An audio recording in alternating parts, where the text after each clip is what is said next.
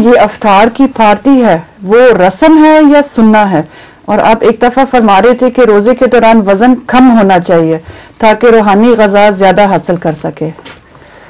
جو افطار کی پارٹی رکھنا ہے یہ سنت نہیں ہے، یہ بعد کی رسم ہے. رسول اللہ علیہ وسلم کے زمانے میں افطار پارٹیاں نہیں ہوا کرتی تھیں، نہ میں نے کبھی سنی ہیں، لیکن افطاری کا اہتمام کیا جاتا تھا. اس سے افطاری کرتے وقت کہتے تھے اللہم لک صمت وعلی رزقک افطرت، اے میرے اللہ میں نے تیری خاطر روزہ رکھا اور تیرے ہی رزق پر یہ روزہ کھول رہا ہوں. تو سنت تو نہیں ہے مگر اچھی رسم چل پڑی ہے بعد میں. جزاک اللہ.